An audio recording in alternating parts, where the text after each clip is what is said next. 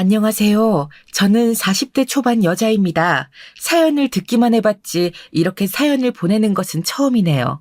사연을 보내는 이유는 제가 겪은 엄청난 일과 복수에 관한 이야기를 여러분께 공유하고 싶어서 쓰게 되었습니다.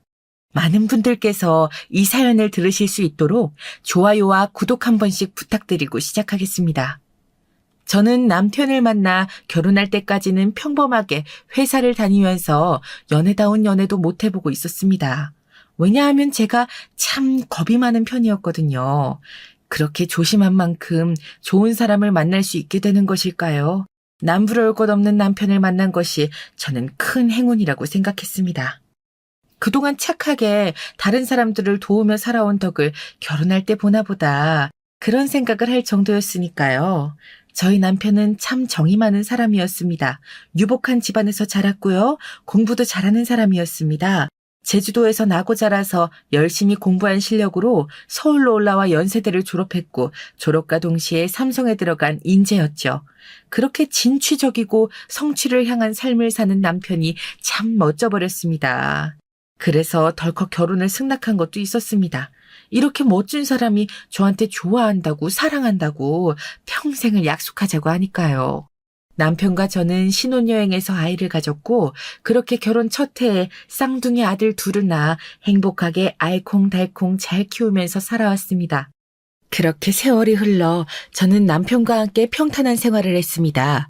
가정주부로 아이들을 돌보면서 어느덧 쌍둥이 아들 둘이 초등학교에 입학하게 되었죠. 아들을 키우는 세월은 정말 눈 깜짝할 사이에 흘러가 버리더군요. 남편은 회사 일을 묵묵히 해내며 승진을 향해 달려가고 있었고 야근도 불사하면서 열심히 회사 생활을 했습니다. 저는 그런 남편 뒷바라지를 열심히 하면서 아이들도 챙기고 그것이 저의 행복이라고 생각하며 살아왔습니다. 남편이 회사에서 잘 나가자 회사에서는 남편에게 해외에서 일할 기회를 주었습니다. 멀고 먼 사우디로 남편이 가게 되고 말았죠. 남편의 커리어를 생각하면 가지 말라고 할 수도 없었고 결국 저는 남편이 사우디에 가 있는 동안 혼자 힘으로 아이들을 키울 수밖에 없었습니다. 아이들이 그래도 어느 정도 커서 둘이서 밥을 차려 먹는 것까지 가능해지자 저는 집안에만 있지 않고 형님의 식당에서 일하기로 했습니다. 그동안 남편을 내조하고 아이들을 신경 쓰며 키우느라 가정주부로 전혀 외부의 일을 하지 않고 벌써 10년이 넘는 세월이 흘렀기 때문이었죠. 그때 제가 할 수 있는 일이라곤 그나마 식당 일 뿐이었습니다. 구석구석 잘 닦고 손님 하긴 잘해 동서. 알겠지? 우리 식당이 워낙 바빠서 아줌마들 많이 쓰는데도 늘 일손이 부족하네. 이번에 큰 맘 먹고 동서랑 같이 일하기로 한 거니까 잘 부탁해. 아, 형님 당연하죠. 그런 걱정은 하지 마세요. 저 정말 잘할 수 있어요. 우리 애들 키우면서 늘은 건 이런 것뿐이라니까요. 그럼 부탁 좀 할게. 여기도 좀 닦아주고. 예, 손님 어서 오세요. 5분이신가요? 뭐해 동서 자리 안내하지 않고 어서 안내래요. 예.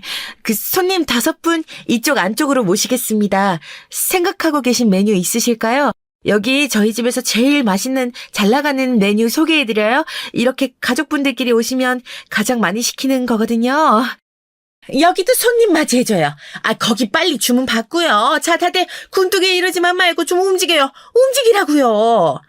네, 가요. 제가 갈게요. 안녕하세요, 손님 반갑습니다. 편한 자리에 앉으시겠어요? 저희 집에서 가장 잘 나가는 메뉴 소개해드릴까요?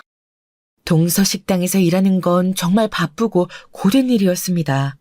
하지만 아이들도 많이 컸고 남편도 혼자 먼 나라 사우디에 가서 고생하고 있는데 저만 집에서 있을 수 없었습니다. 그래서 형님네 식당 일을 더 적극적으로 도와주고 있었죠. 그러던 중 최근 2년간 계속되는 전염병으로 가게가 어려워지고 말았죠. 시국인 만큼 음식점에는 점점 사람이 줄어들었고 주류 매출이 줄을 이뤘던 형님네 가게는 파국으로 치닫고 있었습니다.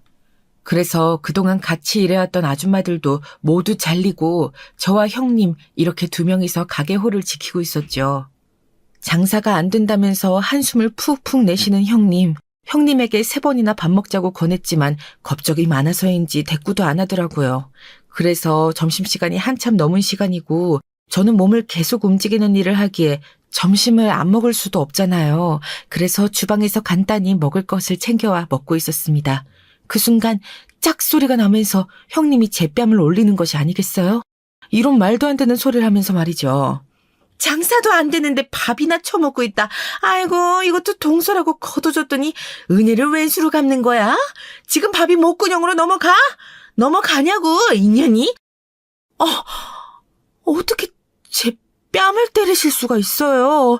최저시급도 안 되는 월급 주면서 일은 3명이서 할 일을 다 저 혼자 하고 있잖아요. 밥은 제때는 아니더라도 굶기지 말아야죠. 그런 기본적인 것도 몰라요? 형님이 어떻게 저한테 이래요? 우리 가족 아니에요? 지금 가족이구나 말이고 내가 죽게 생겼구만. 뭘 잘했다고 빠득빠득 대들긴. 동서, 그렇게 안 봤는데 아주 그냥 혼자 밥 처먹고 있는 게 도저히 안 되겠어서 뺨 좀 올렸다. 그래, 어쩔래. 동서도 치던가. 쳐보라고, 인연이 진짜. 내가 뭐가 부족해서 형님네 식당에서 일하는 줄 알아요?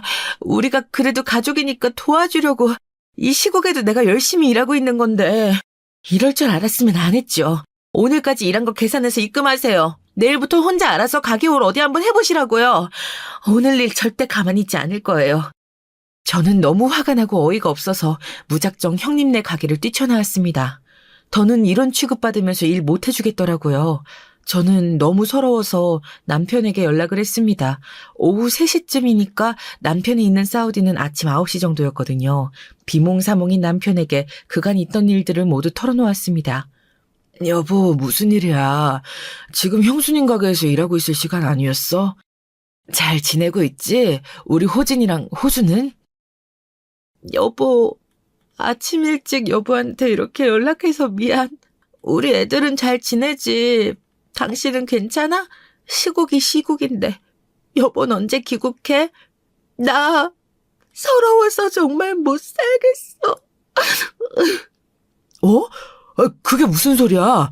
당신 무슨 일 있구나. 그치? 무슨 일이야? 뺨은 왜 이렇게 부었어? 혹시 뺨 맞았어?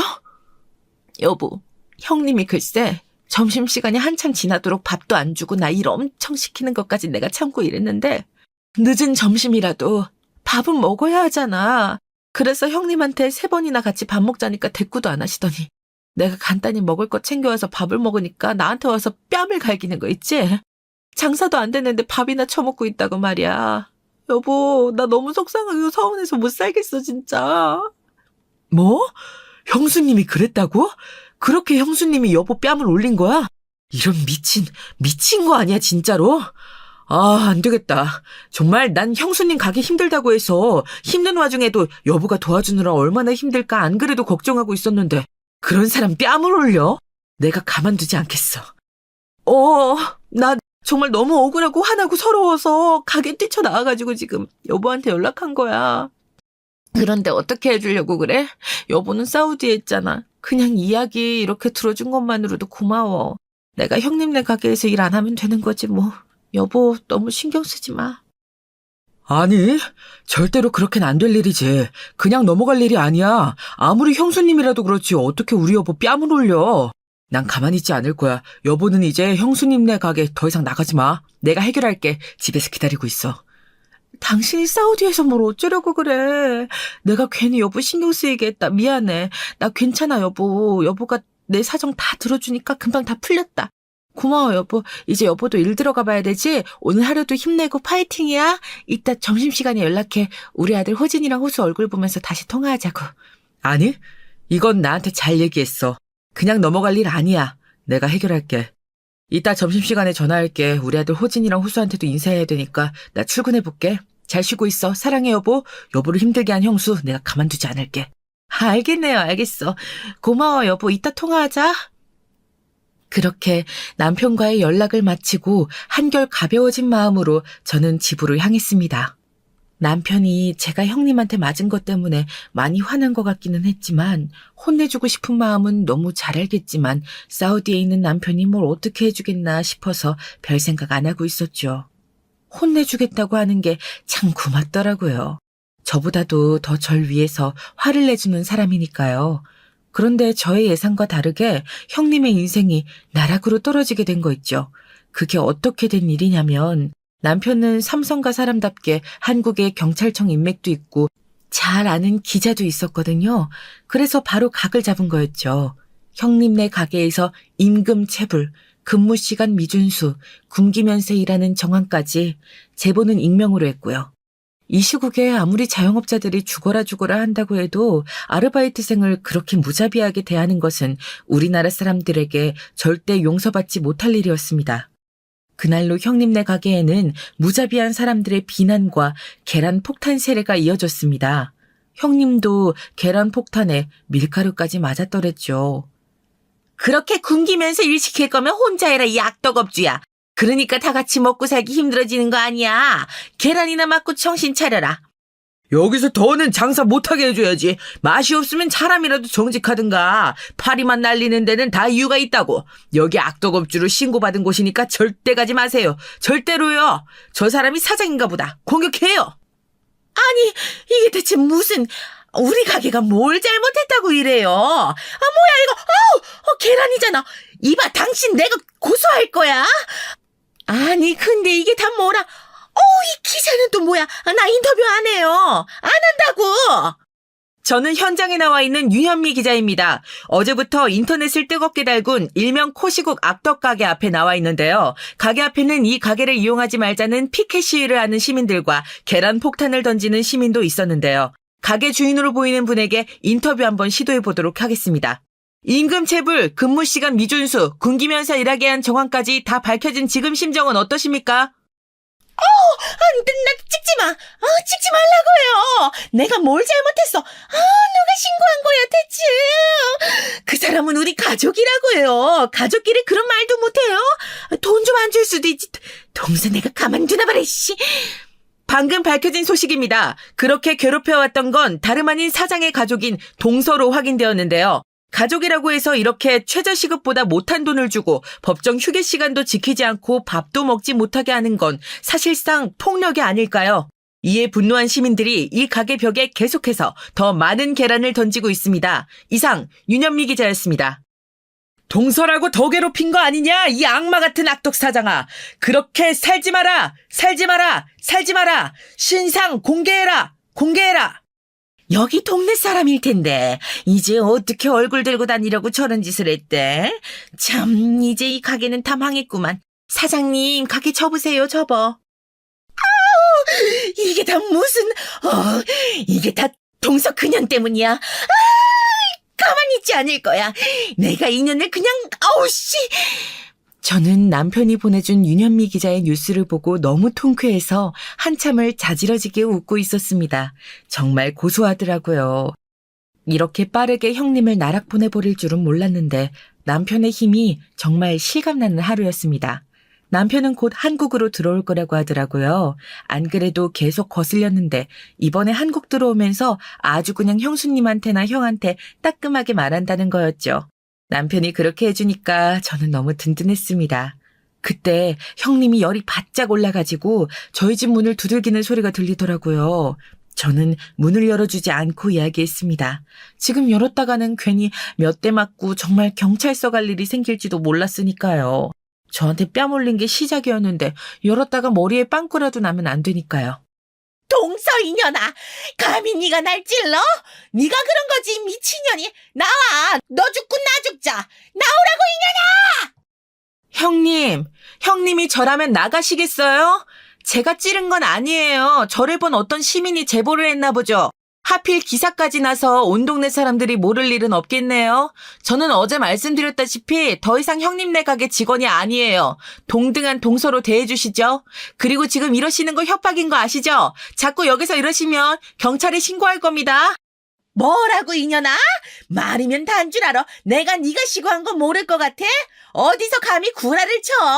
속이 뻔히 보이는 구라를. 내가 이대로 물러날 것 같아? 우리 가게 어떻게 할 거야? 어떻게 보상할 거냐고. 가뜩이나 장사망해서 죽겠는데 아예 망하게 제살 지내버려. 이런 썩이. 다시 말씀드리지만 저는 오늘 뉴스 보고 알았다니까요. 못 믿으셔도 어쩔 수 없어요. 이게 진실이니까요. 저 자꾸 이렇게 찾아와서 괴롭히시면 경찰서에 신고할 거예요. 그럼 후속 기사가 나오겠죠. 앞으로 형님이랑 아주버님 얼굴 들고 못 다니는 걸로 모자라서 범죄 전과까지 추가되시는 거예요. 그래도 괜찮으시겠어요? 법?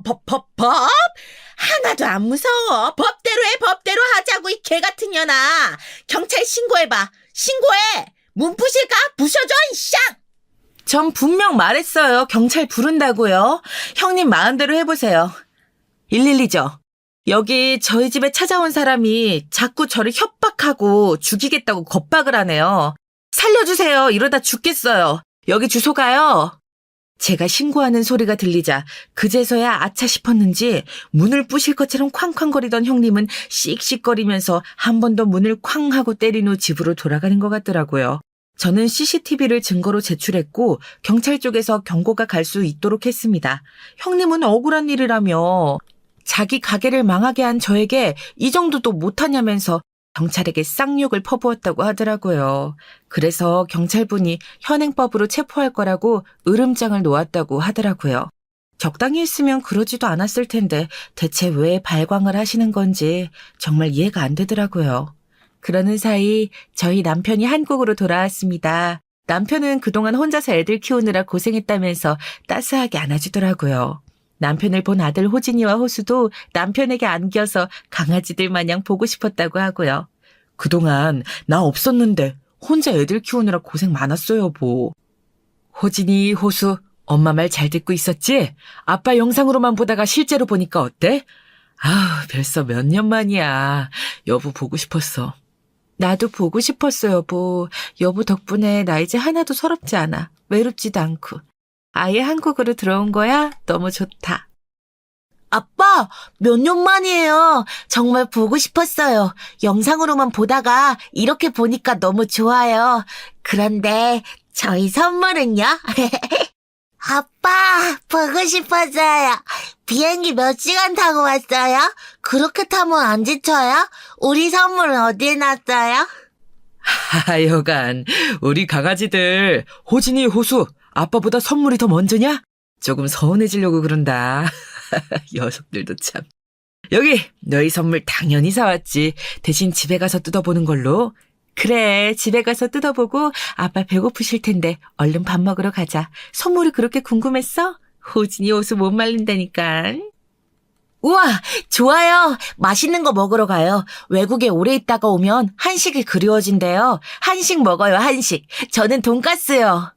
저는 치즈고구마 돈가스요. 오예! 아빠 오니까 맛있는 거 이제 잔뜩 먹겠다.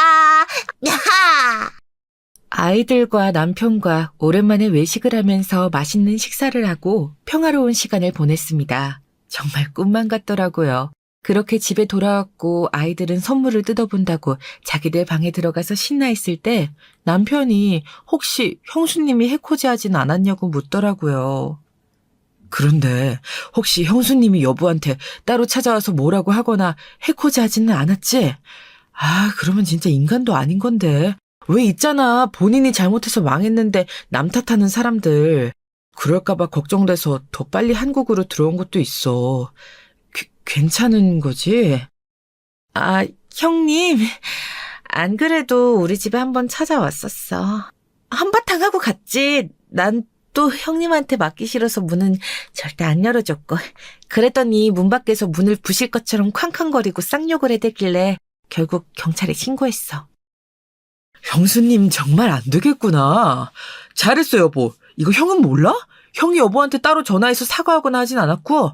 형은 대체 뭐 하는 거야? 형수님이 이렇게 날뛰고 있는데 형이라는 게.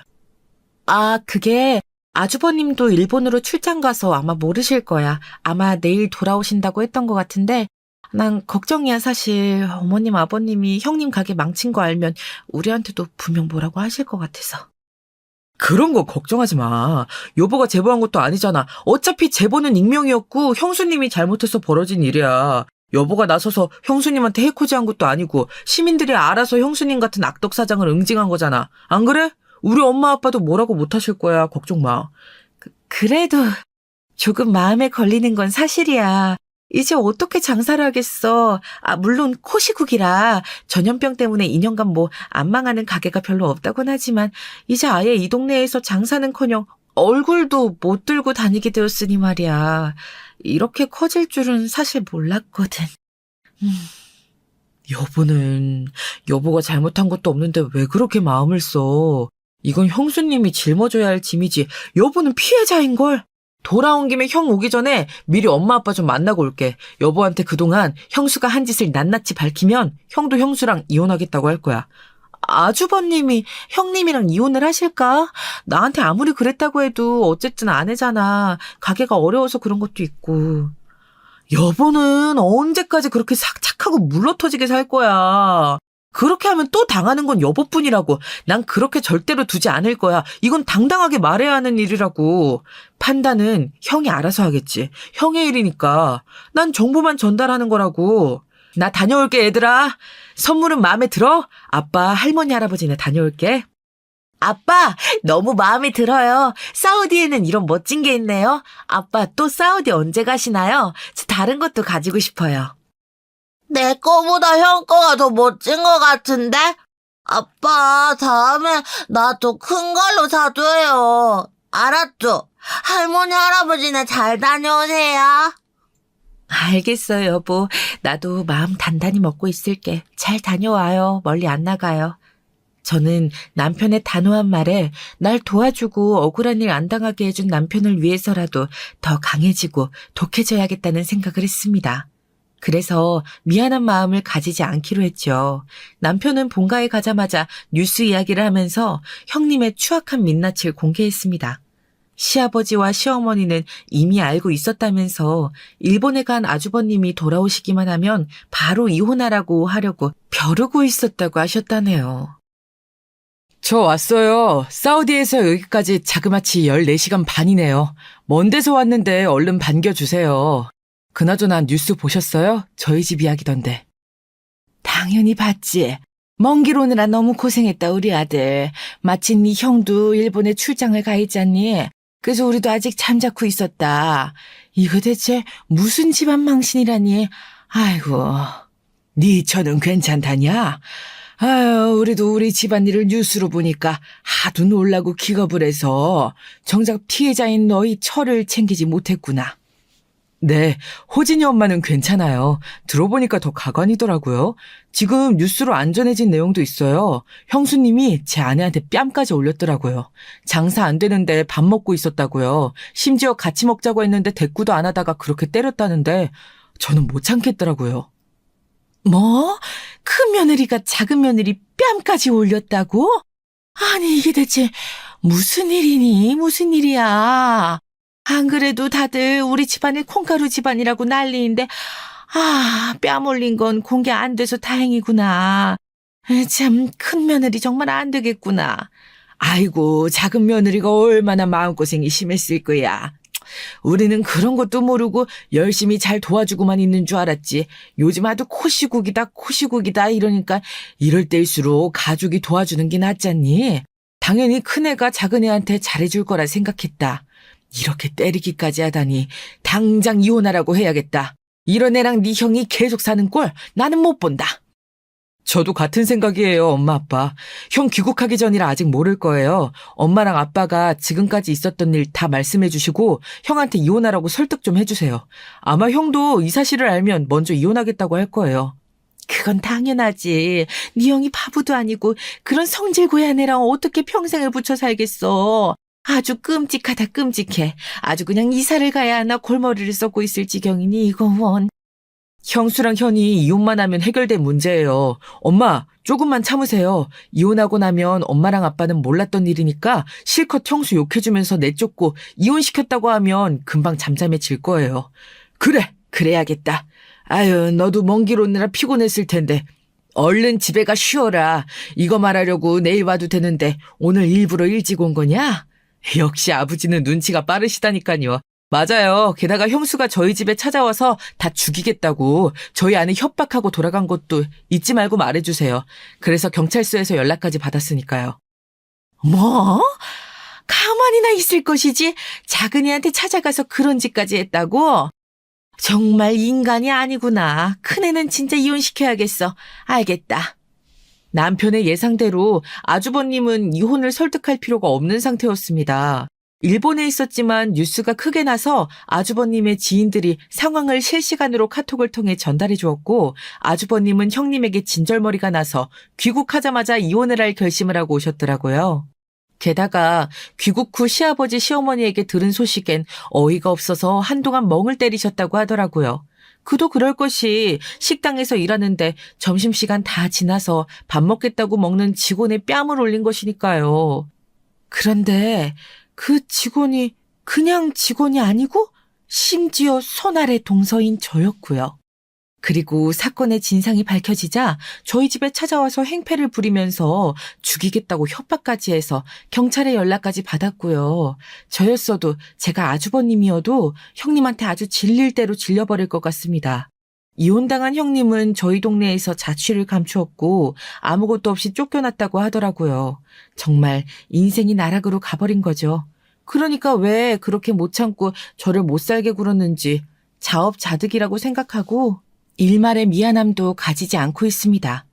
그렇게 생각하고 오랜만에 집안 청소를 하고 있는데 아주버님께서 전화가 왔더라고요. 여보세요?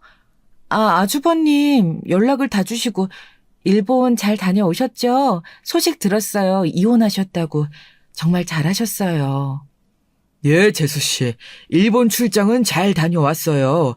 그동안 재수씨가 제 아내 때문에 많이 고생했다고 들었어요. 그동안 얼마나 힘들었어요.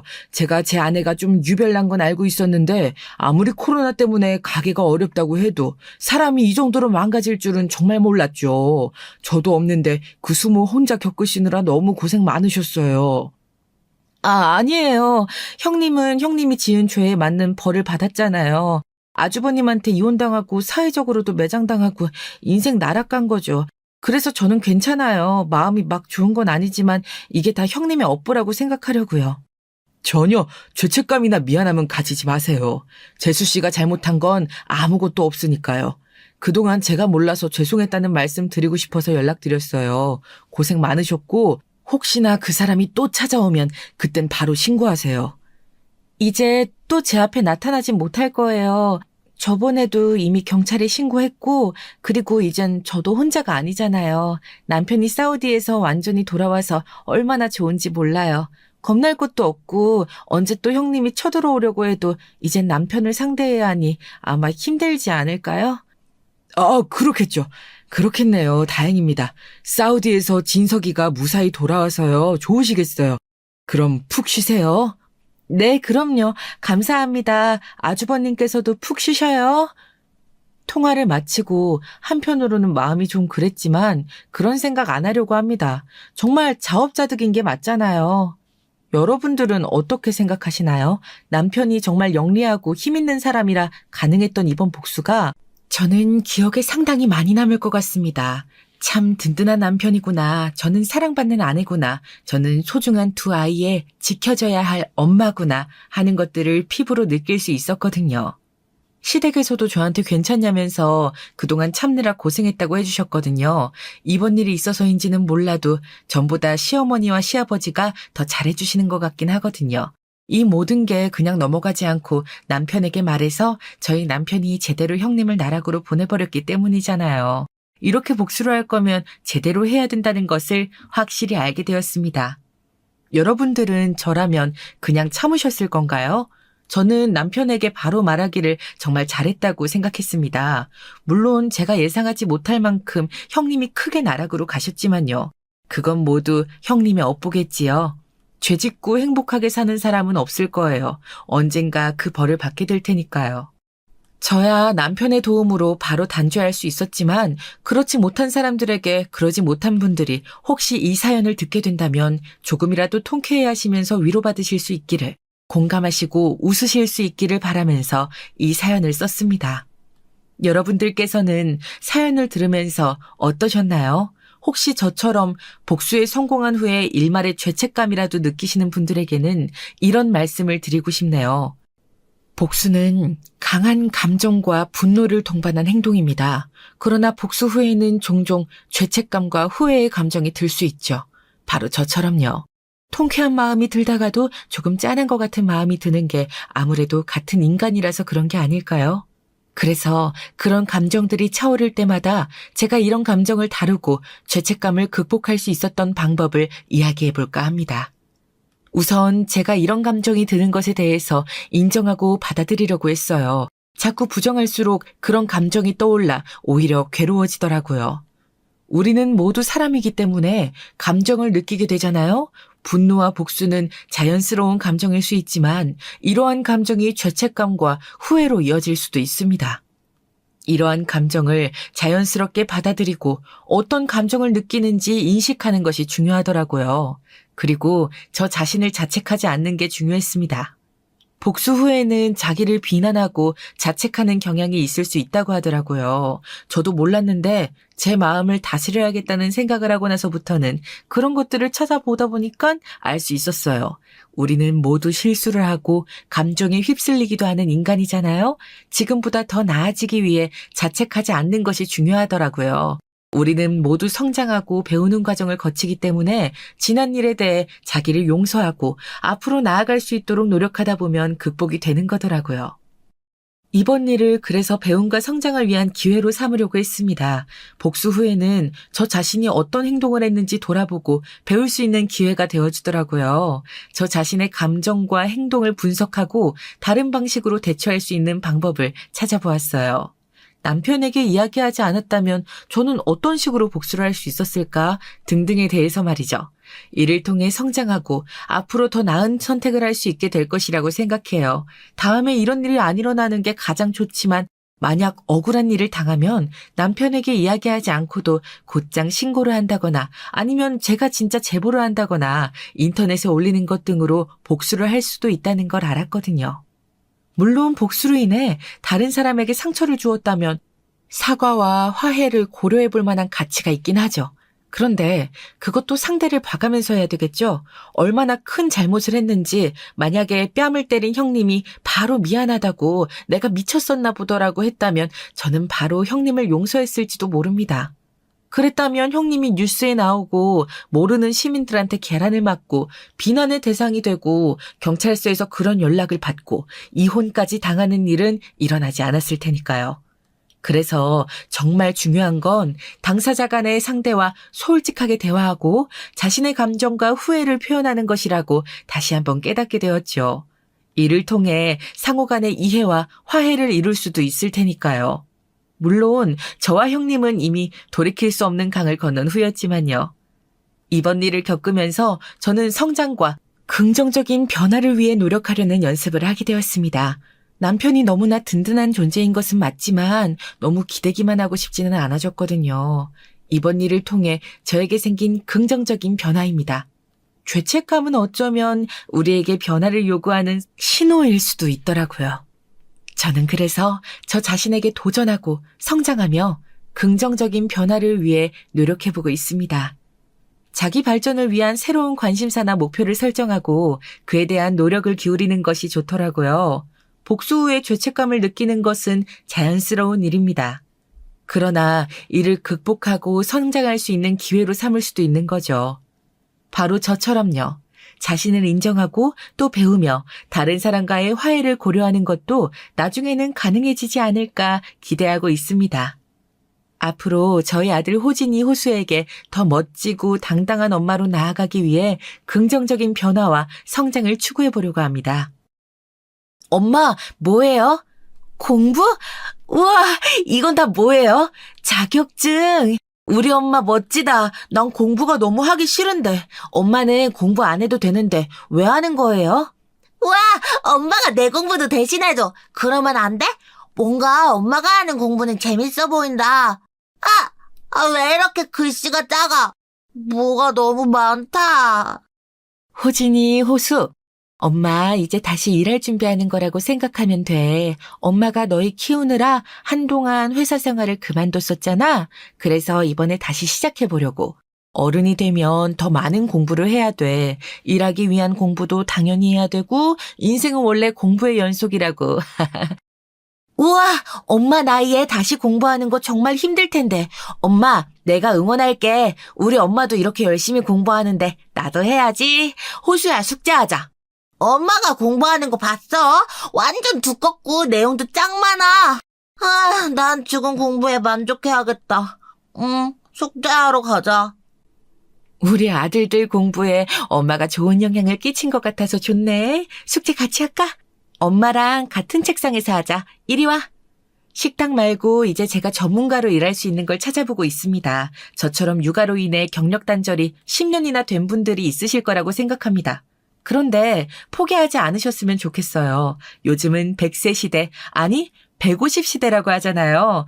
60도 청년이고 80도 젊습니다. 그런데 벌써 제가 저 자신을 포기하면 안 되겠더라고요.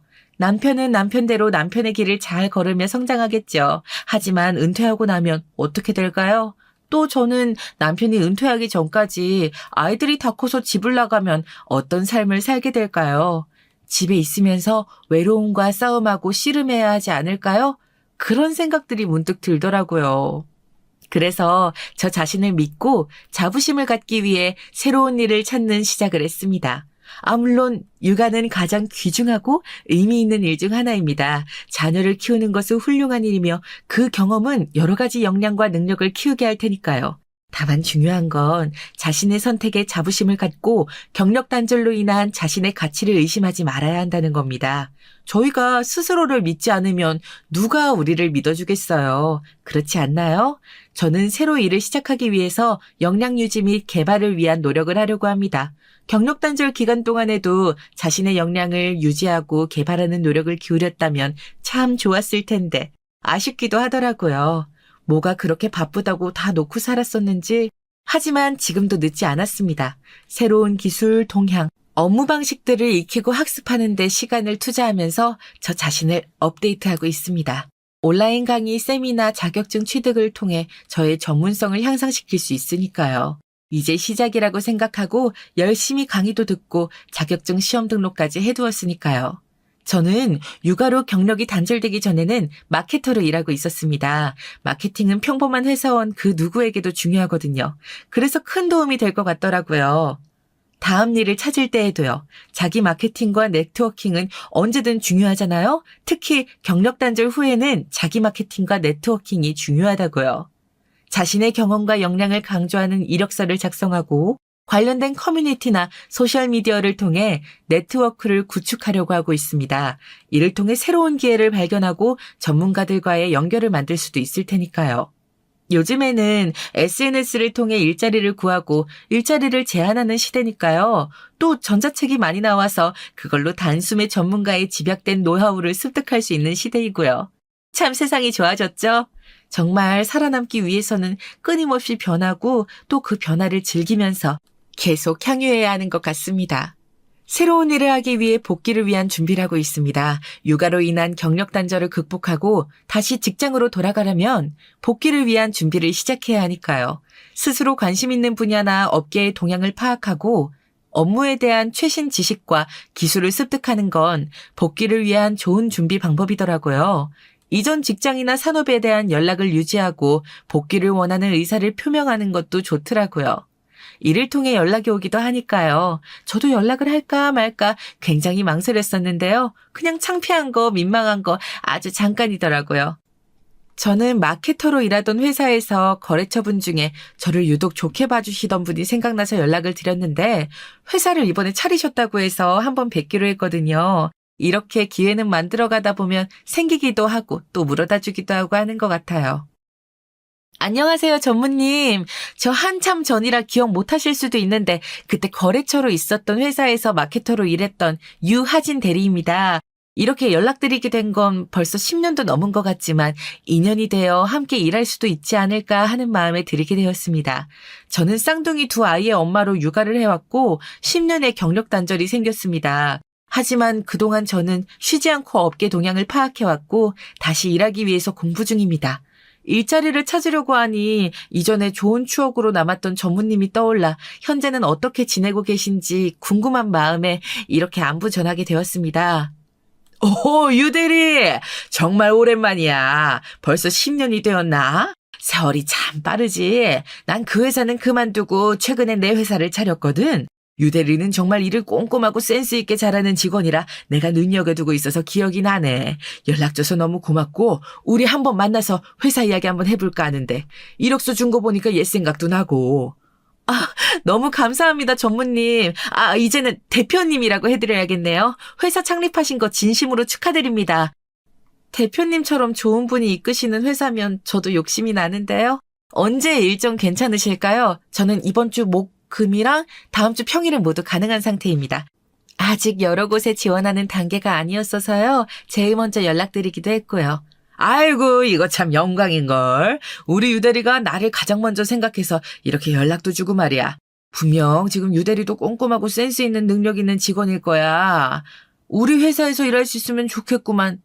그러면 이번 주 금요일에 보도록 하지. 3시 괜찮아? 만나 뵙기로 하고 저는 현재 저의 상태에 대해 솔직하게 이야기했습니다. 회사에 지원할 때는 진솔한 이야기로 설명하는 것이 중요하니까요. 거짓도 없어야 하고요. 어차피 금방 들통이 나니까요.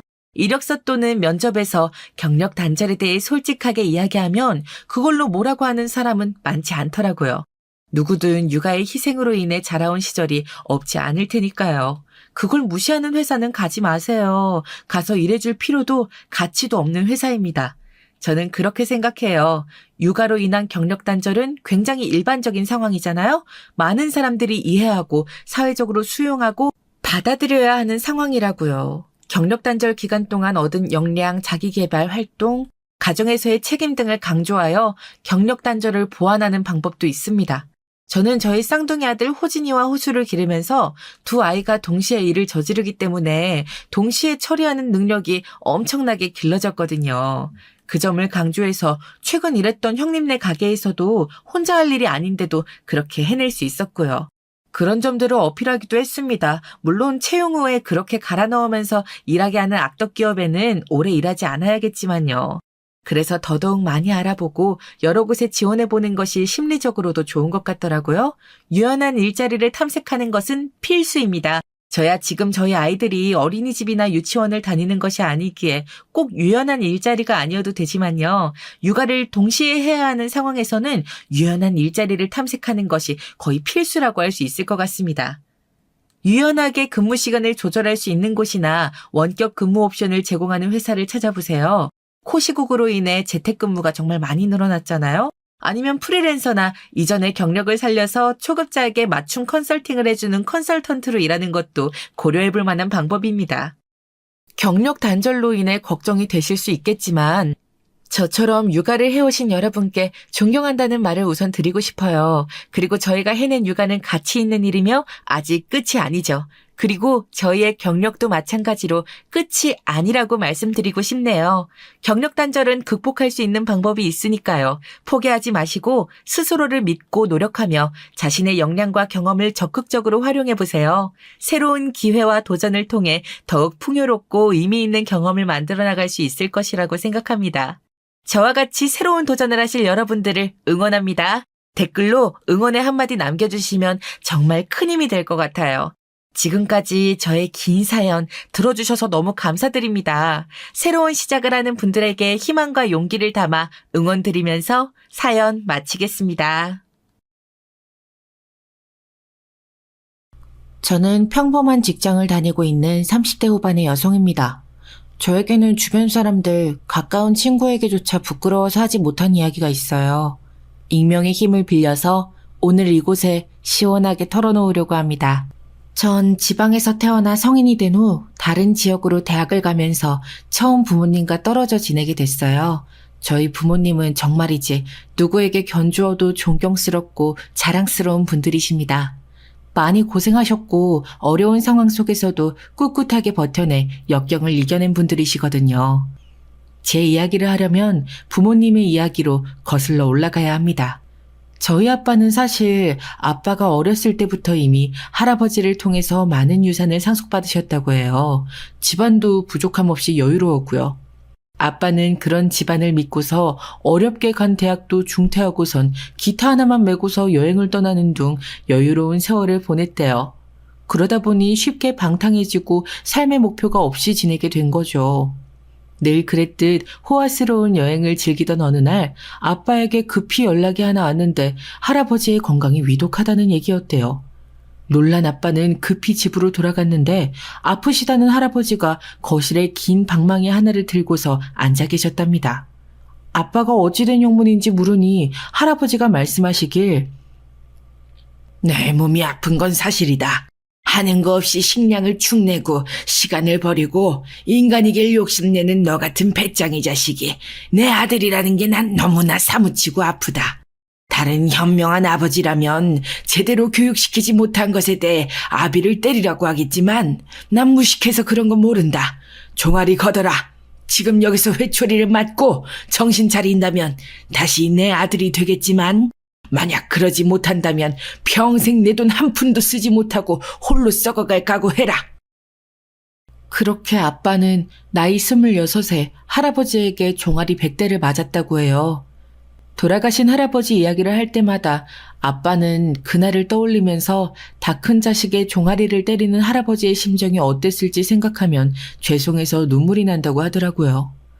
과정은 아팠지만 결국 그 선택이 아빠를 변화시킨 계기가 된 건 맞았던 것 같아요. 그날로 아빠는 정말로 정신을 차리고서 평생의 계획을 다시 세웠습니다. 할아버지를 따라서 공장에 가 기술을 배우면서 공부했고 거기서 배운 것들을 토대로 자신만의 재료와 터가 있어야 한다고 생각했던 아빠는 본격적으로 농사를 시작하셨어요. 물론 할아버지는 농사일이 가장 어려운 거라며 세상에서 가장 부지런하고 계획적인 사람만이 농사를 할 수 있다고 아빠를 만류했대요. 그렇지만 아빠는 고집스럽게 일을 놓지 않았고 그렇게 20년 가까이 노력해서 어느덧 지역 내 가장 많은 터를 보유하게 됐대요. 그때 당시 새롭게 시도했던 인삼 농사를 통해서 크게 성공했던 겁니다. 말로 하면 짧고 간단한 세월이지만 그 시간 동안 아빠는 피가 나는 노력과 열정으로 이 같은 결과를 이뤘던 거겠죠. 그런 아빠를 생각하면 참 신기하기도 하고 대단하기도 합니다. 아빠뿐만 아니라 엄마도 그래요. 엄마와 아빠는 중매를 통해서 만났는데 엄마는 서울 사람이었거든요. 몇 번 안 만나봤지만 아빠의 성실함과 순박함이 좋아서 결혼을 결심했다고 하더라고요. 엄마도 여유로운 집안에 번듯한 직장이 있었는데 엄마가 아빠를 만날 당시 아빠는 아직 뚜렷한 결과를 읽어내지는 못했던 상태였거든요. 그럼에도 아빠의 가능성과 됨됨이만 보고서 결혼을 결심했던 겁니다. 엄마는 서울에서의 모든 걸 정리하고서 아빠를 따라서 곧바로 지방으로 내려왔어요. 그리고 제가 태어난 겁니다. 저도 어렸을 때부터 그 조그마한 몸으로 일꾼들 사이에서 부모님 일을 자주 도왔던 기억이 나요. 아빠와 엄마는 새벽 5시면 곧바로 일을 나갔고 해가 질 때까지 내내 밖에서 일을 하셨어요. 일을 도와주려 온 인력도 부모님의 체력에 혀를 내두르며 젊은데 저렇게 독하고 부지런하게 일하는 사람들은 처음 봤다고 할 정도였으니까요. 저도 그런 부모님 밑에서 커서 그런지 어릴 때부터 조금은 남다른 편이었어요. 욕심도 많고 원하는 것이 있으면 어떻게든 부지런히 노력해서 쟁취하려는 성격이었죠. 하여튼 아빠가 농사로 크게 수확을 들이고 성공할 즈음 할아버지가 돌아가셨습니다. 아빠에겐 여동생, 그러니까 고모가 있었는데 두 분이 유산을 나눠받게 된 상황이었죠. 그런데 아빠는 자신의 몫을 여동생에게 주겠다고 했습니다. 할아버지가 평생을 피땀 흘려가며 번 돈인데 자신이 너무 쉽게 얻는 것 같다고요. 본인은 지금처럼 열심히 일해서 자랑스럽게 생활하고 몸이 불편한 여동생에게 유산을 주어서 남은 생을 편히 살아가게 해주고 싶다고 하셨대요. 너무 큰 용기이자 쉽지 않은 선택인데 엄마는 그런 아빠의 선택을 믿고 따르겠다고 하셨고요. 그렇게 고모는 아빠에게 고마워하며 유산을 상속받은 후 서울로 거처를 옮겼고 아빠는 꿋꿋이 본인의 길을 걸어가셨죠. 저에겐 무엇과도 바꿀 수 없는 시간이 바로 그때였어요. 부모님과 함께 일을 하고 옹기종기 모여서 저녁밥을 먹고 비가 와서 일이 여유로운 날에 함께 거실에 모여서 담소를 나누던 그날들이요. 영원할 것 같은 날들이었는데 그렇지 않은 걸 보니 어쩌면 행복이란 건 영원하지 않기에 느낄 수 있는 감정인가 싶기도 합니다. 어느덧 20대가 된 저는 남들처럼 평범하게 대학을 가서 졸업 후 곧바로 취직을 했습니다. 크지는 않은 기업이었는데 제가 너무나 하고 싶던 직업이어서 만족스러웠죠. 제 일에 자부심을 느끼며 아, 이런 게 천직이구나 하는 마음으로 다녔습니다. 일이 너무 재밌어서 그런지 연애할 틈이 없었어요. 사실 아주 솔직히 말하면 일이 너무 재밌기도 하고 저를 마음에 들어하는 남자도 없었습니다. 조금 창피한 이야기지만 저는 객관적으로 키도 작고 얼굴도 못난 편이에요. 뭐 세상에 객관적으로 못난 기준이 어디 정해져 있냐마는 사람들은 늘 상대를 평가하고 판단하길 좋아하니 저도 여러 번 듣고 알게 되었죠. 그렇지만 저는 그저 제 스스로가 개성있다, 매력있다라고 달래주면서 살아온 거고요. 그렇다고 해서 자존감이 낮거나 소극적인 태도로 살아가고 싶지는 않았습니다. 화통한 성격과 당당한 태도로 내가 매력적인 사람이란 걸 더 티내야겠다는 마음으로 지내려고 했어요. 그러다 보니 여자인 친구들에게는 친구로서 항상 인기가 있었고 아주 간혹 남자들이 저한테 관심을 보이기도 했네요. 뭐 흔치는 않은 일이지만요. 이렇게 스스로를 아끼고 사랑해주려 노력하지만 그게 연애로 이어지지 않을 땐 주눅이 들 때도 있었어요. 나이가 곧 30에 가까워지면서 연애를 하지 못하는 것 또는 안 하는 것에 대해 조금씩 조바심이 들 때쯤 제 고민을 들은 아빠가 하신 말씀이 있었어요. 우리 희진은 나중에 엄청 좋은 사람을 만나려고 지금 운을 다 쓰고 있는 거야. 그러니 당장 혼자라고 외롭다 하지 말고 나중을 생각하며 충분히 즐기고 놀아. 어차피 넌 가장 근사한 사람을 곁에 두게 될 테니까. 그런데 만약 내가 사람을 잘못 보면 괜찮은 사람인 줄 알고 덥석 연애하고 결혼했는데 말짱 꽝이면 어떡해, 아빠? 그건 네가 사람을 잘못 본 게 아니라 잘못된 사람이 운 좋은 너에게 접근한 거겠지. 그건 아빠가 말한 좋은 사람이 아니야. 그조차도 운명의 상대를 만나기 위한 시련이라고 생각해. 과정에 있는 사람 말고 마지막에 곁에 있을 사람을 찾는 거야. 아빠는 농사일만 하신 분이 어쩜 말도 그렇게 다정하게 해주신 건지 아빠의 말을 들을 때면 알 수 없는 희망과 자신감이 생겨났어요. 진정한 사랑이란 게 있다고 믿어보고 싶다고요. 연차가 쌓이고 직급이 높아지면서 일에 전문성까지 더해지자 저는 더 열심히 회사 일을 했습니다. 가끔 소개팅도 해봤지만 결과는 늘 안 좋았고요. 그렇게 일에만 빠져 사는데 하루는 아빠가 연락을 해왔습니다. 아빠의 지인 친척 아들이 괜찮은 사람인데 혹시 선 같은 거 볼 생각 없냐고요. 지인이 말하길 본인 친척 집안 사정이 그렇게 나쁜 편도 아니고 아들도 직접 봤었는데 훤칠하고 남자답게 생겼다고 했대요. 연애를 많이 하는 편 같은데 결혼할 사람은 못 찾았다는 것 같아서 이렇게 본인이 나서서 자리를 마련해보는 거라고 했답니다. 당시엔 제 나이에 선이 웬 말이냐면서 아빠가 좋은 사람 있으면 알아서 나타난다더니 왜 그러시냐고 물었죠. 아빠는 멋쩍게 웃으시면서 그냥 그런 자리가 있기에 한번 물어나 본 거다라고 하셨습니다. 일이 바빴던 저는 괜스레 투정하면서 제 속도 모르고 그런 뜬금없는 소리 한다며 아빠에게 핀잔을 주었죠. 가끔씩 그날의 대화가 후회됩니다. 그게 뭐 그리 어려운 일이라고 아빠도 어렵게 물어온 걸 텐데 한번 말대로 만나나 보지 왜 그렇게 무심하게 피해버렸을까 하고요. 아빠가 돌아가신 건 그로부터 1년 후였습니다. 아빠가 갑작스레 돌아가시자 엄마도 급격히 건강이 안 좋아지셨어요. 아빠의 죽음이 엄마에겐 정신적으로 너무 큰 충격이었고 마음의 병이 실제로 엄마를 아프게 만들고 있었습니다. 저 또한 아빠의 부재가 너무나 크고 힘들었어요. 바쁘다는 핑계 아닌 핑계로 아빠를 찾아뵙는 날, 연락드리는 날이 점점 더 적어졌었고 그로 인한 죄책감이 컸습니다. 다만 다행히도 임종을 지켜보았다는 것에 어떻게든 스스로를 합리화하면서요. 아빠의 마지막은 평소 아빠의 치열하던 하루와는 달리 조용하고 차분하고 엄숙했습니다. 아빠는 말을 하기가 버거운지 저에게 짧은 말만 남기셨죠. 우리 딸, 내가 매 한 번 든 적 없었는데도 잘 자라주어서 고마워. 희지가 가정을 이루고 희지를 닮은 아이를 낳아 그 행복이 이어져가는 모습을 보고 싶었는데 아빠가 미안하다. 마지막 말이 미안하다라니 해준 게 없는 건 오히려 자식인 저인데도 아빠는 끝까지 당신의 책임감과 사랑으로 인해 저를 보며 눈물 지으셨습니다. 아빠 말대로 어떻게든 행복한 모습을 보여드렸어야 했는데 그 쉬운 것조차 해내지 못한 것 같아 너무나 죄스러웠습니다. 남은 삶은 엄마와 함께 보내면서 그간 못했던 효도를 해야겠다고 다짐했죠. 엄마는 아빠가 남기고 간 유산, 땅을 제게 주시겠다고 했습니다. 저는 한사코 거절했지만 엄마는 본인은 더 이상 원하는 것도 필요한 것도 없으니 제가 갖는 게 맞다고 완강히 주장하셨어요. 그리고 그게 아빠의 뜻이라고 하시면서요. 엄마의 말이 맞았어요. 아빠는 정말 모든 재산을 저에게 물려줄 생각이셨던 거예요. 본인은 그렇게 할아버지 유산을 거절했으면서 저에겐 끝까지 아낌없이 해주려고 하신 겁니다. 아빠가 돌아가신 이후 저는 직장을 그만두고 쉼의 시간을 가졌습니다. 여태껏 열심히 달리기만 하느라 놓쳤던 것들을 다시 한번 돌아보는 시간을 갖고 싶었어요. 그게 아빠가 저에게 준 선물이라고 생각하면서요. 저는 아빠가 주신 유산으로 엄마가 사는 옆 지역에 집을 샀습니다.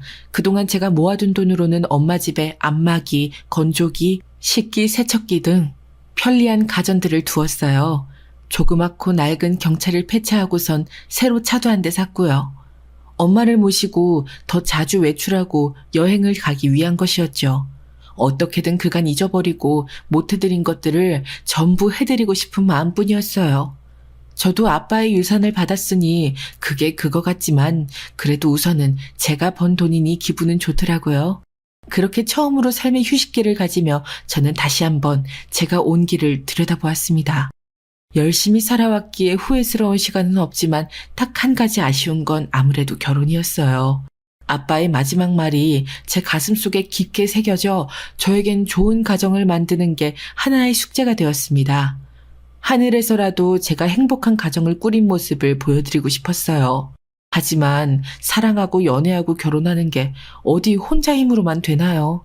급하다고 아무나 만날 수도 없는 거고 너무 오랜만에 사람을 만나려다 보니 어디서 어떻게 만나는 건지 모르겠더군요. 차라리 노력해서 되는 일이었으면 이렇게까지 막막하진 않았겠다 싶었습니다. 그러던 때 모르는 번호로 누군가 저에게 연락을 해왔습니다. 처음에는 보이스피싱 같은 건 줄 알고 경계했는데 알고 보니 예전에 아빠가 말했던 지인의 친척 아들이더라고요. 다소 먼 사이지만 왠지 모르게 반가운 마음이 들었습니다. 그 남자는 친척의 일전에 이야기를 들었던 걸 잊고 있다가 갑자기 생각이 나서 연락했다며 한 번 정도 가볍게 만나봤으면 좋겠다고 말했어요. 저도 어쩐지 이 만남이 우연 같으면서도 운명 같아서 어쩐지 마음이 끌렸습니다. 아빠로 인해 이어질 뻔했던 만남이 돌고 돌아서 다시 시작되는 것 같아서요. 실제로 만난 그 사람은 저보다 3살이 많은 오빠로 다정하고 밝은 사람이었습니다. 많이 단순해서 백치미가 있긴 한데 그것도 매력으로 느껴질 만큼 항상 유쾌하고 재미있어서 함께 있으면 저까지 기분이 좋아지는 느낌이었죠. 그리고 무엇보다 제 사정을 잘 이해해주는 사람이었어요. 건너 알게 된 사이지만 저희 집에 농사를 하고 아버지가 돌아가신 것, 제가 직장을 그만둔 이유에 대해서도 여러 상황을 잘 알고 헤아려주는 것 같았어요. 그러다 보니 이야기도 잘 통했고요. 저는 이 사람이 제가 찾던 사람이란 걸 확신했고 먼저 쫓아다니기 시작했습니다. 자주 연락했고 직장 근처로 찾아갔고 제 마음을 그대로 표현했어요. 누군가는 이런 제게 연애할 줄 모른다, 여자가 너무 나서서 그러면 남자가 안 좋아한다 라고 말할지 모르지만 어쩔 수 없었어요. 그게 제 방식이니까. 그리고 그 방식은 거짓말처럼 통했습니다. 그 사람이 제 마음을 받아주었고 그렇게 연인이 되었거든요. 만남을 이어간 지 1년이 지나고 제가 긴 휴식기를 끝낸 후 이직을 성공할 즈음 남자친구가 저에게 처음으로 사업자금 얘기를 꺼냈습니다. 남자친구는 가족들과 함께 농원과 식품 관련된 사업을 하고 있었거든요.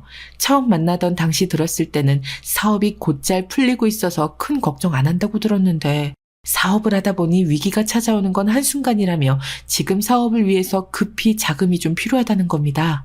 가족들 안에서 해결해 보려 했는데도 부족한 수준이라면서요. 저는 당연히 안 된다고 했습니다. 우린 아직 가족이 아니라 연인 사이이고 그런 사이에 돈 관계가 얽히는 건 좀 곤란하다고요. 남자친구는 꼭 갚겠다면서 이번에 자금을 충당하지 못하면 정말로 사업이 어려워질 거라고 하더군요. 희지야, 네가 곤란할 거 아는데 진짜 이번 한 번만이야. 사람 하나 살린다 생각하고, 대출도 이제 더 이상 어렵고 손 벌릴 곳이 없어서 그래. 이번 고비만 넘으면 우리 가족이랑 나 확실히 자리 잡을 수 있어. 3개월 후에 바로 갚을 수 있어. 정말로 여윳돈 없는 거야? 아빠 유산이 있었으니 충분한 여윳돈은 있었어요. 하지만 깊은 고민이 들 수밖에 없었습니다. 사실 저는 사업이 뭐고 어떻게 하는 거고 등등 그쪽 분야에 대해선 거의 무지한 상태거든요. 늘 직원의 입장에다 주어진 것을 완수하는 것에 익숙해 있는 저에게 사업 자금 이야기는 너무나 어려운 부분이었습니다. 그럼에도 제가 지금 갖고 있는 자산, 그러니까 아빠의 유산을 빌려주고 싶은 마음은 있었어요. 제가 정말 사랑하는 사람이었으니까요. 그래서 전 엄마에게 조언을 구했습니다. 제 이야기를 들은 엄마는 잠시 생각에 잠기시더니 내가 그 집안에 대해서 어제 지인한테 말을 전해 들었는데 사업을 크게 하는 것 맞기는 해. 지금 당장 큰 수익이 있는 건 아닌 것 같지만 사업을 위해 꽤나 오래 준비한 걸로 알고 있고 그만큼 뭔가 확신이 있긴 하겠지. 가족들 전부 함께하는 사업이니 그 아이도 그만큼 많이 간절한 거라 생각해. 하지만 네 말처럼 연인 사이에 동거래를 하는 건 아닌 것 같아. 그러니 아예 결혼 이야기를 해보는 건 어때? 어차피 너도 결혼 전제로 만나는 거였잖니. 결혼해서 자금 필요한 만큼 빌려주고 같이 준비해보는 것도 나쁘지 않은 것 같다. 엄마는 그 일 아니어도 그냥 네가 어서 행복한 가정을 꾸리길 바란단다. 네 아빠가 그러했던 것처럼. 엄마의 뜻밖의 조언에 저는 더 깊이 고민됐습니다. 제가 이직을 하긴 했지만 아직 일이 안정화되는 시기도 아니었고 엄마를 혼자 두고서 결혼하는 것도 마음에 걸렸고요. 여러모로 적기가 아님에도 이 사람과 결혼해야 하는 이유가 무엇인지 스스로 계속 생각해 보았지만 답이 없었습니다. 아마도 저는 마음 한편으로는 불안했었던 것 같아요. 제가 남자친구의 제안을 거절한다면 그게 우리 관계의 끝일 것 같았거든요. 아마 남자친구도 끝을 각오해 두고서 저에게 돈 이야기를 했다고 생각했습니다. 그 마음을 어렴풋 알 것 같으니까 아마도 더욱 거절하기 힘들었던 것 같아요. 남자친구는 그 뒤로 해결해야 할 일이 많다며 만남을 점점 소홀히 했습니다. 가끔씩 만나도 실제로 많이 힘들어 보이긴 했어요. 그 밝던 사람이 이제는 잘 웃지도 않고 맨날 돈돈거리며 앓는 소리를 했으니까요. 남자친구의 부모님이 사업을 무리하게 확장하면서 이리저리 생겨난 부채를 감당하느라 고생이 이만저만이 아니었죠. 그때부터 저는 또다시 조바심이 났습니다. 어렵게 만난 사람인데 이렇게 또다시 연이 끊어질 거란 생각. 이 사람을 놓치면 분명 후회하지 않을까 싶은 조바심이요. 저는 제가 항상 당당하고 스스로에게 있어 자신 있는 사람이라고 생각했는데 사랑 앞에선 그렇게 되지가 않는 사람이더라고요. 자꾸만 굽히게 되고 미치고 들어가는 태도를 보이게 되고요. 그렇게 혼자 소가리를 하던 저는 결국 남자친구를 만나서 단도직입적으로 물어보았죠. 그냥 대놓고 물어볼게. 나랑 결혼할래? 나도 오빠를 사랑하고 오빠도 나 사랑하잖아. 결혼 정년기이기도 하고 난 그냥 지금이 어쩌면 적절한 타이밍이 온 것 같기도 해. 만약 결혼하면 오빠가 필요했던 그 사업 자금 내가 빌려줄게. 금액은 오빠가 원하는 대로 가능하고 나중에 잘 되면 원금만 돌려줘. 반대로 만약 잘 되지 않으면 돌려주지 않아도 돼. 말은 고마운데 그건 왠지 결혼을 조건으로 금전거래하는 것 같아서 기분이 영 그런데. 우리 사이에 돈 빌려주는데 그렇게까지 큰 결심을 해야 해? 우리 사이니까 더 신중하게 고민하다가 말하는 거야. 쉽게 깨지고 싶지 않으니까. 예전에 말한 대로 결혼한 사이가 아니라면 돈을 주고받는 건 어려울 것 같아. 그건 내 신념이기도 해. 나도 오빠한테 보탬이 되고 싶고 오빠도 편하게 내 도움을 받았으면 하니까. 방법은 이거밖에 없어. 잘 생각해봐. 남자친구는 알겠다며 고민해보겠다고 했습니다. 남자친구의 말, 결혼을 조건으로 하는 거래. 이게 제 가슴에 콕 박혀 아프더라고요. 그렇게 느낄 수도 있구나 싶으면서도 한참 고민 끝에 건넨 제 말이 그런 의미로 전해졌다는 게 마음에 걸렸습니다. 그럼에도 어쩔 수 없었다는 게 비참하기도 서운하기도 했고요. 그렇게 저는 복잡한 심정으로 남자친구의 답을 기다리기로 했습니다. 한참을 고민하던 남자친구는 저에게 만나자고 했어요. 저는 솔직히 남자친구가 거절할 줄 알았거든요. 한동안 답이 없기도 했고 순수하게 결혼을 두고 얘기한 게 아니라 사이에 금전적인 문제가 있었으니까요. 그래서 속으론 안 될 거란 답을 내리고선 매일 밤 눈물바람이었거든요. 정말 저도 바보처럼 굴고 있었던 거죠. 그런데 남자친구는 뜻밖의 결혼하자고 답을 했습니다.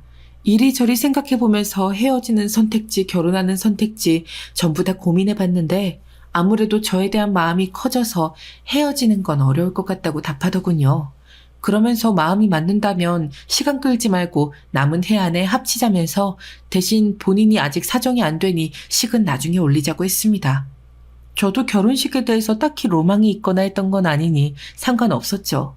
제가 바라던 대답이긴 했지만 정말 놀라긴 했습니다. 그 말을 들으니까 제 안에선 남자친구에 대한 믿음과 사랑이 더 커지는 기분이었어요.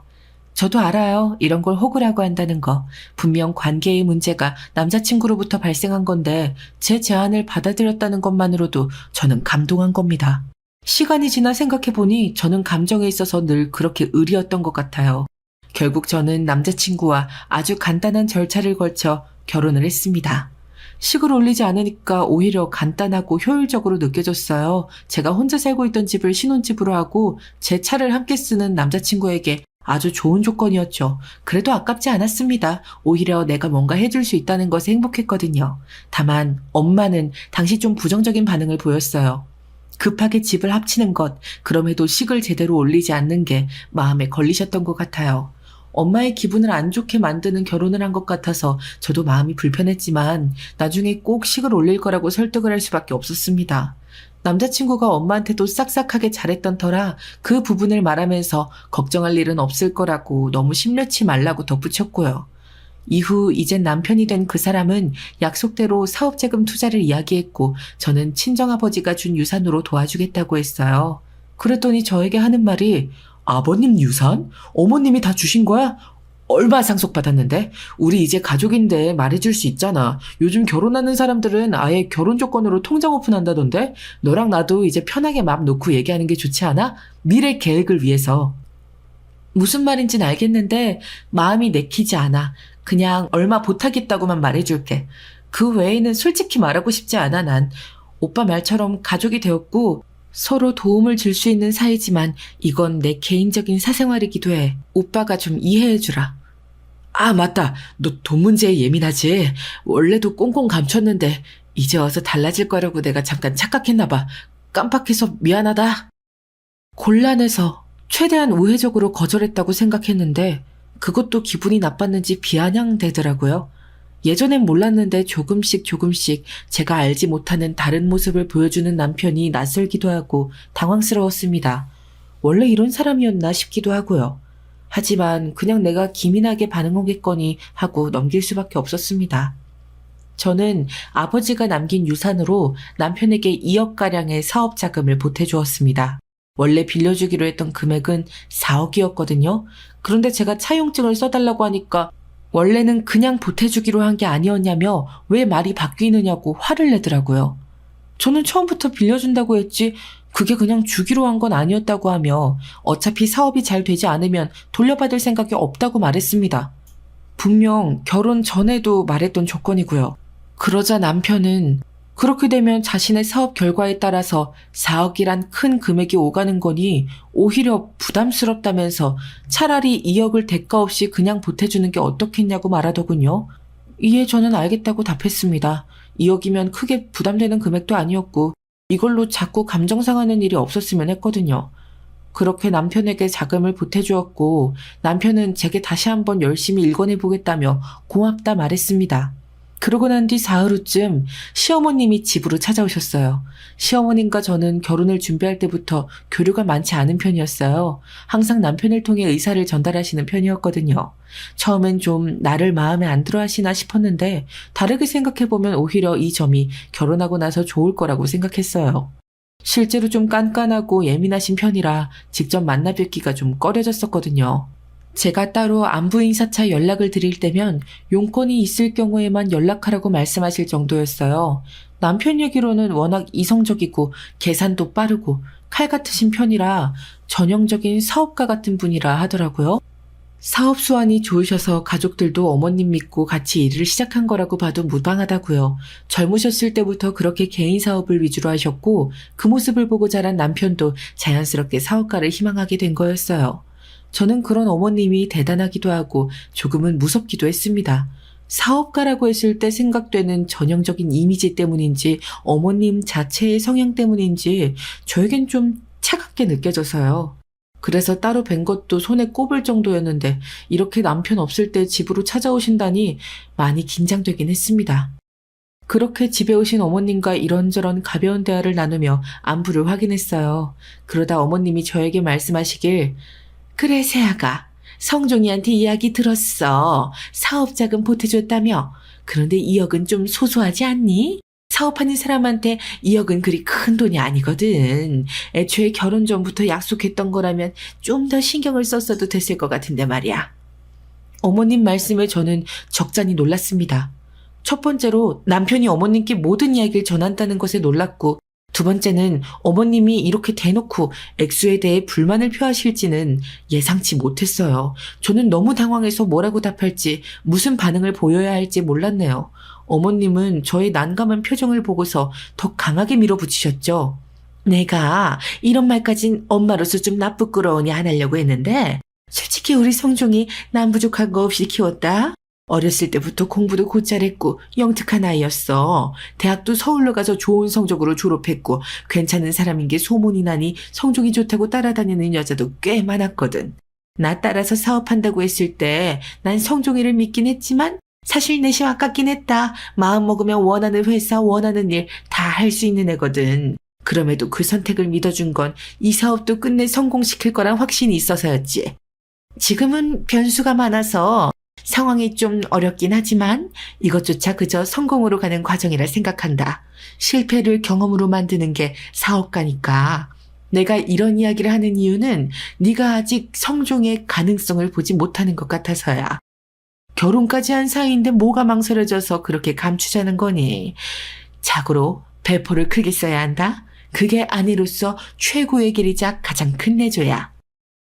구구절절 듣자 하니 결론적으로는 자금을 더 내어달라는 말씀이셨던 거죠. 어머님까지 나서실 줄은 몰랐는데 왠지 둘만의 문제에서 가족의 문제로 번진 것 같아 난감했습니다. 저는 어머님께 알겠다고 생각해 보겠다 하고선 며칠 동안 고민했습니다. 혼자 고민해서 쉽게 해결되는 문제가 없기에 이번에도 남편에게 이야기했어요. 그러자 시어머님이 찾아온 걸 알고 있었다는 듯 자신이 만류해봤는데 그럼에도 저를 찾아갈 것 같긴 했다네요. 그러면서 실제로 자금이 좀 더 필요하다는 뉘앙스로 말하더군요. 제 덕분에 당장 급한 문제는 해결했지만 그럼에도 투자를 더 받긴 해야 하는 상황이라고요. 마음과 돈은 썼는데 완전히 해결되지 않는 이 문제로 저는 더 이상 속 썩이고 싶지 않았어요. 결국 저는 남편에게 제 남은 재산이 담긴 통장을 공개했습니다. 그러면서 말했죠. 이 돈은 친정아버지 유산이고 내가 정식으로 개인 투자자가 되어 남은 돈 전부를 사업에 투자해주겠다고요. 나중에 원금만 회수해달라고 덧붙이면서요. 저는 남편에게 그저 형식적인 절차일 뿐이라며 계약 서류를 만들어 사인을 하게 시켰습니다. 큰 액수여서 그런 건지 그토록 바라던 통장을 오픈해서 그런 건지 남편도 어느 정도 제 상황에 납득을 하면서 저의 선택에 고마워하더라고요. 잠시 고민하더니 알겠다고 답했습니다. 그렇게 제가 투자하고 난 후 남편의 사업은 술술 풀리기 시작했습니다. 정말 거짓말처럼 하나의 산을 넘고 나니 그 다음은 보란듯이 해결이 되더라고요. 시어머님도 저에게 고맙다고 문자를 보내셨어요. 전에는 그렇게 갑자기 찾아오셨으면서 막상 투자하고 나니 문자 하나 보낸 것이 좀 언짢긴 했습니다만 그래도 남편이 활기가 생긴 것에 다행이라고 생각했어요. 자신이 뭐라고 했냐며 결국 본인이 해낼 줄 알았다고 떵떵거리는데 평소 기죽어 있던 모습과 대비돼서 웃기기도 하고 짠하기도 했고요.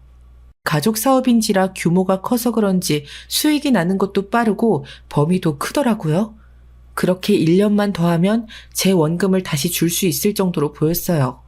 모든 게 잘 해결되었으니 이제 남은 건 부부 사이를 전처럼 회복하고 여유를 다시 찾아야겠다는 생각뿐이었습니다. 그런데 진짜 문제는 그때부터 시작되었죠. 남편은 일이 잘 풀리면서 거래처가 많아지고 관리해야 할 인맥이 많아져서 그런지 술자리가 잦아졌습니다. 밤늦게 들어오는 일이 잦아졌고 가끔씩 외박도 많아졌고요. 가끔씩 큰돈을 쓰는 때도 생겼는데 뭘 샀냐고 물으면 시댁 선물을 샀다고 하더군요. 여태껏 고생했으니까 당장은 원하던 걸 해드리고 싶다고요. 제 일도 바쁘니 신경을 못 쓰고 있다가 남편의 변화에 대해 서서히 인식이 될 때쯤 서울에 살던 고모가 세상을 떠났다는 소식을 들었습니다. 그리고 제가 고모의 전 재산을 상속받게 됐다는 이야기도 전해 들었고요. 고모는 고모부와 10여 년 전 이혼했었고 슬아에 자식이 없었어요. 1년 전 고모는 오랜만에 고향을 찾으며 저를 만나고 싶다고 했습니다. 고모와 이따금 연락은 했지만 엄청 가까운 사이는 아니었던지라 의아하긴 했지만 그래도 반가운 마음으로 맞이해드렸어요. 당시 고모는 이미 병을 앓고 계셨죠.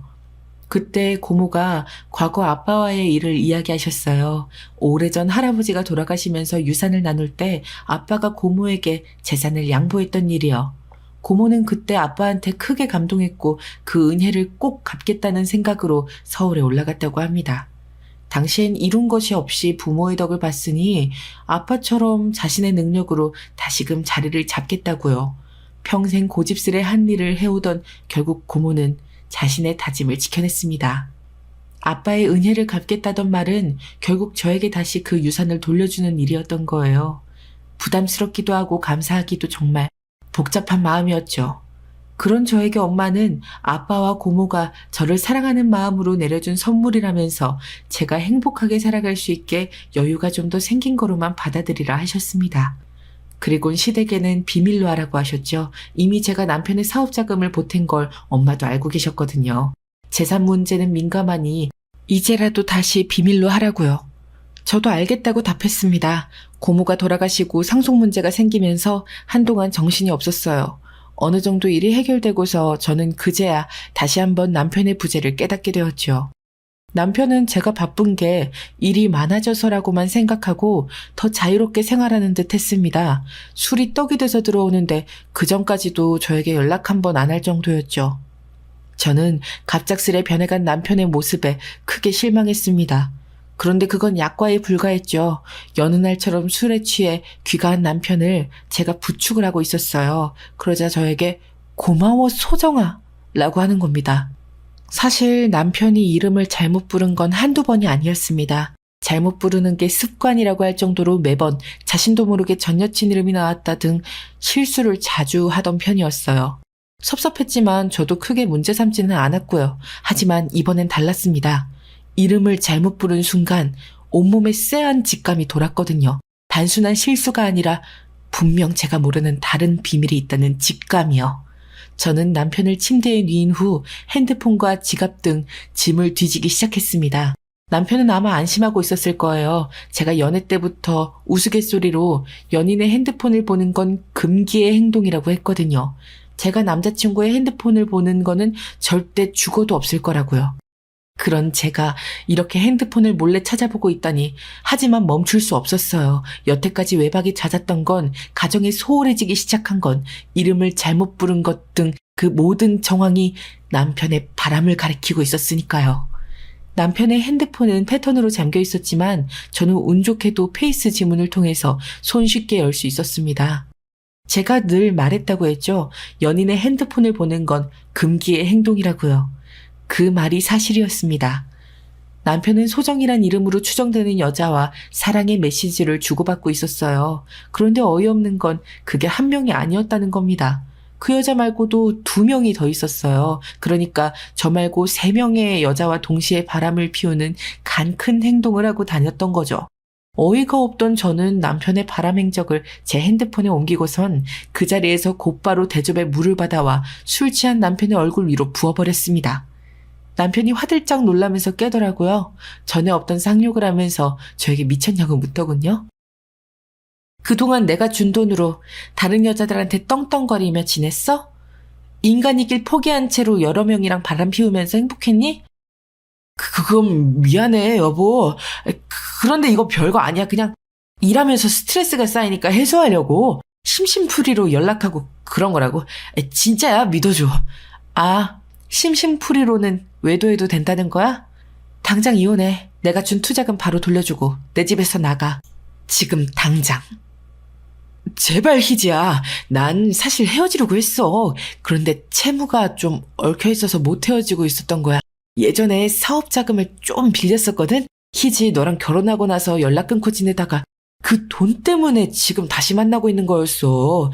헤어지면 갚으려고 할 게 뻔하니까 대신 어떤 육체적 관계가 있거나 그 마음을 아예 줬다거나 그런 건 아니야. 정말이야. 그 이야기를 듣는데 정말 피가 거꾸로 쏟는 기분이었어요. 남편은 오히려 이게 더 떳떳하다는 듯이 이야기하길 여자들한테 각각 3천씩 빌린 상황이었고 그 돈을 사업 초기에 전부 잃었던 겁니다. 그러니까 저를 만날 때부터 유지해오고 있던 관계였죠. 결혼은 저랑 했으니 본인이 가장 사랑하는 사람이 저인 거는 알지 않느냐고 말하는데 곧바로 뺨을 쳐버렸습니다. 비참했지만 저는 이 질문을 할 수밖에 없었어요. 너 혹시 내가 물려받은 재산에 대해 듣고서 만나자고 접근한 거야? 그래서 내가 가장 많이 빌려줄 수 있으니까 나랑 결혼한 거야? 그걸 지금 사랑이라고 하는 거야? 남편은 아무 말도 하지 않았습니다. 불길한 예감이 맞았어요. 만약 저와의 돈 관계가 없었다면 애초에 우리는 부부가 될 수 없던 사이인 겁니다. 남편에게 연애는 비즈니스였고 그에 대한 죄책감 따위 갖고 있지 않았죠. 그때부터 아예 모든 일이 우연이 아닌 의도적 상황이란 생각이 들었어요. 남편이 저에게 연락을 해온 것도 연인이 된 것도 결혼을 하게 된 것도 식을 올리지 않은 것도 그 모든 게 전부 남편에겐 다른 속내가 있었다는 걸요. 여태껏 다른 여자들과 관계를 지속하는데도 저는 왜 바보처럼 몰랐을까요? 제가 바보가 아니라면 남편은 어쩜 그렇게 교묘하게 저를 속이고 만남을 해온 걸까요? 저에게 미안하지도 않았는지 배신감을 이루 말할 수 없었던 제가 할 수 있는 건 당장 남편을 집에서 쫓아내는 게 전부였죠. 몇 개의 짐만 챙긴 채 남편은 시댁으로 향했습니다. 저는 울음을 참지 못하고 가슴이 터질 것 같아 친정엄마를 찾아갔어요. 제 갑작스런 이야기에 엄마도 적잖이 놀라셨고 끝끝내 눈물을 보이셨죠. 엄마는 저에게 연거푸 미안하다고만 하셨습니다. 당시 남편의 집안에 대해 들려주고 결혼을 하라고 권유했던 당신이 모든 잘못의 시초 같다고요. 저는 엄마에게 너무 죄스러워서 차마 고개를 들 수가 없었습니다. 엄마는 어떻게든 아빠 몫까지 저에게 모든 걸 다 해주려고 하셨는데 엄마의 바람대로 행복한 가정을 꾸리지 못한 게 너무 죄송하고 마음 아파서요. 여태껏 야무지게 행동하지 못하고 사랑한다는 이유로 이성적인 판단을 하지 못했던 제가 너무 한심하고 바보같이 느껴졌지만 더 이상 엄마 앞에서 자책할 수 없었습니다. 엄마는 저에게 시댁에 가서 사과를 받으라고 했어요. 그 집안 모두가 한편 같으니 분명 외도에 대한 것도 알고 있었을 테고 사업자금 출처에 대해서도 공유하고 있었을 거라고요. 엄마 말이 맞았습니다. 남편이 시어머님과 모든 일을 이야기하고 공유하고 있었던 건 지레 알고 있었고 이 일에 대해서 단순히 이혼으로 마무리 지을 순 없었어요. 전부 다 되돌려받을 순 없어도 제가 힘들었던 것만큼 그들을 괴롭게 만들 만한 일을 하고 싶었습니다. 그게 과연 뭘까 생각해보니 결국 시댁이 가장 좋아하는 돈 얘기밖에 없더라고요. 저는 다음날 곧장 시댁으로 향했습니다. 엄마가 같이 가주겠다고 한 말을 거절했는데 생각해보니 저 혼자보다는 누군가 같이 가는 게 좋겠더라고요. 저는 남편에게 투자금을 줄 때 작성했던 계약서들을 챙긴 뒤 법적으로 잘 아는 친구를 한 명 대동해 갔습니다. 그렇게 시댁으로 향하면서 이번 선택이 잘했다는 생각이 들어요. 통장을 오픈했을 당시 저는 고모의 유산을 받기 전이었고 아마 남편이 알고 있는 선에서 저는 모든 재산을 남편에게 투자한 거였거든요. 그대로 외도를 들키지 않고 이혼했다면 저는 그야말로 토사구 팽 당하는 거였고요. 시댁을 찾아가니 시엄마와 남편만이 있었습니다. 남편은 올게 왔구나 싶은 표정으로 저를 회피하고 있었고 시엄마만 그 큰 눈으로 저를 쏘아보고 계셨죠. 성종이한테 얘기는 들었다.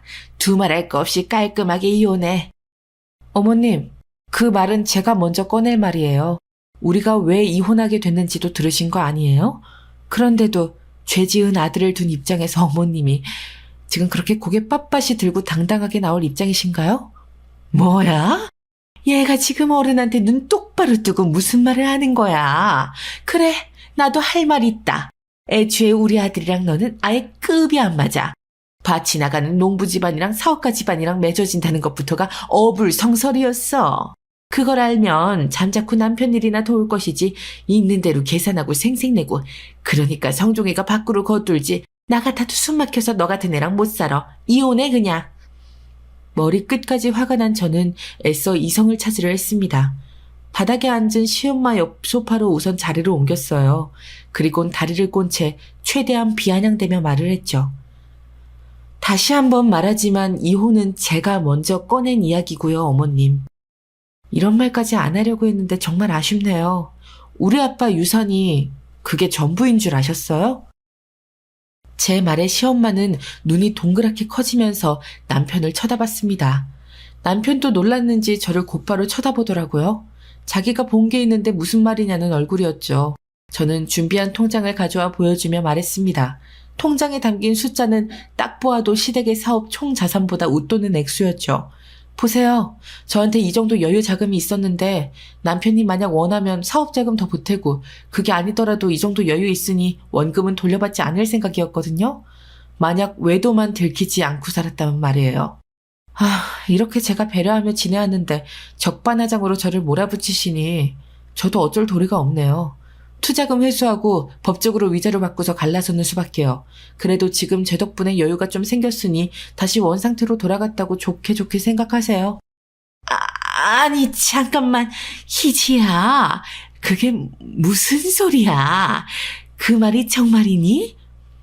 시엄마는 저를 붙잡으러 가까이 다가왔고 그 와중에 남편은 자기한테 보여준 통장이 거짓말이었냐며 자기를 속였냐고 말하더군요. 속이 터질 것 같아서 옆에 있던 쿠션을 머리통에 세게 던져버렸네요.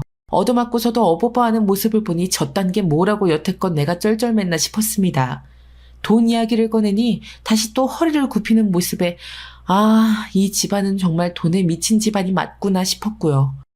어머님 말대로 급이 안 맞는 결혼한 것 같네요. 우리는 평생 떳떳하게 땀으로 일궈내어 자수성가한 집안이고 당신들은 그런 우리 집안을 등쳐먹어서 간신히 체면 세운 천한 집구석인데 어떻게 비교가 되겠어요. 뭐 사업가? 돈이 있고 재반이 마련돼야 사업가지. 남한테 굽실대면서 돈 받아가는 건 그냥 거렁뱅이에요, 어머님. 다른 귀한 집 딸들 등쳐먹은 당신 아들이 딱 그 꼴이고요. 조만간 이혼 소송장이랑 계약서 다시 보낼 테니 확인하고 연락주세요. 계약서에는 남편과 저의 법적 관계가 종료될 시 투자금을 돌려준다는 항목도 적혀있거든요. 아마 남편은 제대로 확인 못하고 사인했을 텐데 제 불찰은 아니니까요. 경찰서에 정식 접수하기 전에 꼭 연락 주세요. 그리고 집에 있는 짐은 남편 짐은 전부 다 갖다 버렸어요. 억울하면 제가 준 돈에서 까고 보내주세요. 뭐?